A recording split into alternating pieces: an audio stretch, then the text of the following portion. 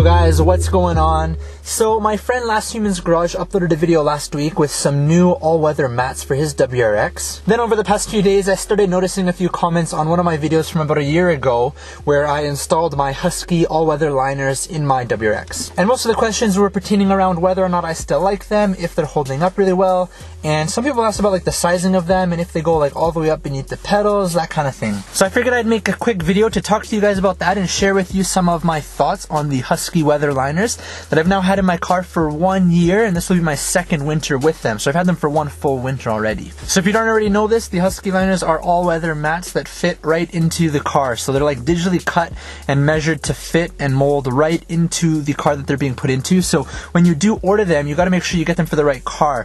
These ones are custom fit to the 2015 and onwards WRX and STI, and they run for roughly around 150 to 175 Canadian dollars. So for you guys down in the USA, you'd be looking at 30% cheaper than what that is for me. Now my thoughts on the Husky liners are quite simple. I absolutely love them and I think they're worth every single penny. They do mold with the car, so they're literally cut exactly to shape. They're a little bit tricky to install, but once you get them in, they kind of relax down after a day and they're a perfect, nice tight fit. So for my WRX on the driver's side, I'll show you here with an overlay, they go all the way up behind the pedals on my driver's side. So they go all the way up to the very top, and I find that to be the most practical idea and way to have these mats, because where I'm in Canada here, right, it's just, you know, it's full winter mode right now. It's absolutely filthy outside. My feet get really wet, muddy, snowy, slushy, and it goes right down there. So when I'm driving, obviously where are my feet? On the pedals. That's where all the water and moisture and mud and slush drops down beneath, and that's where you see the most potential for the moisture getting in there and actually ruining and destroying your carpets. Now for me, the most satisfying feeling in the winter is when I get into my WRX and I see how filthy these mats are.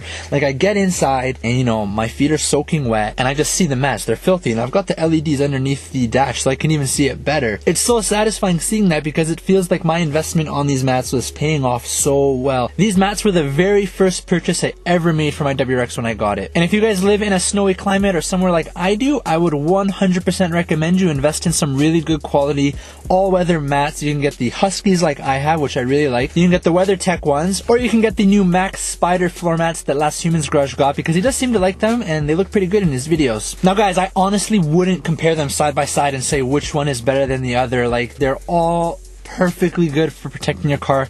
They're all very well worth the investment. You know, you might have a preference on the brand. You might not like them being up behind the pedals. I know Last Human's Garage mentioned that he was worried about them going up and crumpling behind the pedal and then potentially, you know, being a hazard where you can't press the brake down or something like that.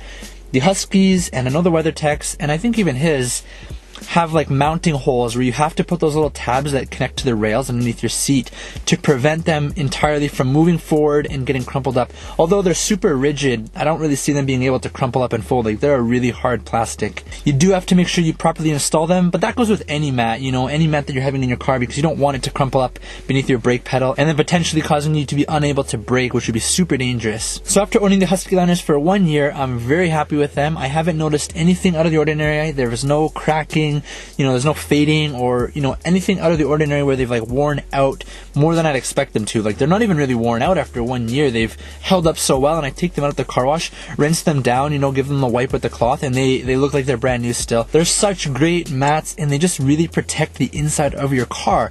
I could not see myself driving this car in the winter without these mats, because my car with the carpets underneath, like the OEM carpeting that's connected on the inside there, it'd be destroyed, it'd be ruined, it'd be filthy, and the car would probably smell really bad from like the water buildup. Final verdict after 1 year is that I would really recommend the Husky mats, or any mat in general. They're so worth the investment to protecting your car.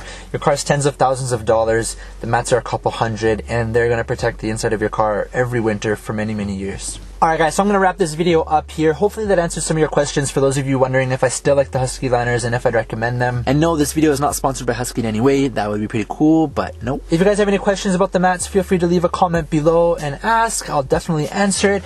And if you just want to share with me what your mats are or your thoughts are on the Huskies, the WeatherTechs, or the Max Spiders, feel free to leave a comment below. I do still have some Peking Ninja decals remaining, so if you'd like to grab one for yourself, check the link out below in the description. Thanks again for watching guys, and as always, I hope that you're having a good day or night, whatever it is where you are.